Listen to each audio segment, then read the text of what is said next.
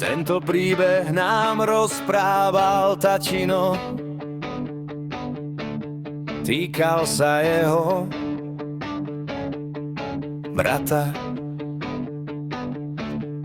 Jeho brat vtedy 17 rokov mal, život na ľahkú váhu bral, po zábavách chodil rád, bol to tatinov mladší brat. Navystrájali sa hlúposti dosť, nuda bola pre nich nezvaný hosť. Tatino mu nástrahy robil, možno ho aj niekedy dobil. Raz večer nám pri oni rozprával, vždy nás pri ňom historkami zabával. Ako chcel brat na zábavu ísť, no musel do polnoci prísť. A tak milý brat dostal povolenie, to bolo pre neho potešenie. A tak sa navoňal, nachystal, pritom si ľahko zahvízdal.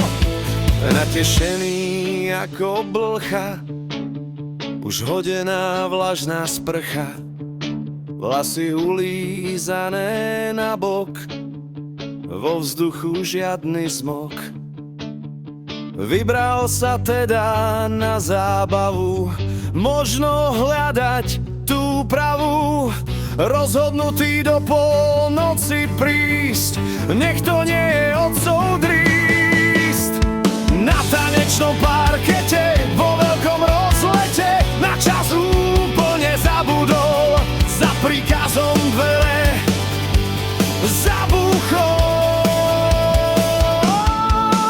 A tak do rána sa bavil, pritom alkohol pil, neponáhľal sa, no riadne zoťal sa. Keď sa zabáva skončila, posledná fľaša sa dopila, pod obraz Boží sa domov pobral, pomaly so sebou strom zobral.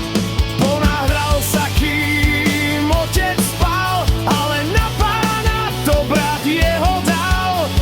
Bránu chcel preskočiť, rýchle sa chcel uložiť, na bránu teda vyskočil a hneď aj zoskočil.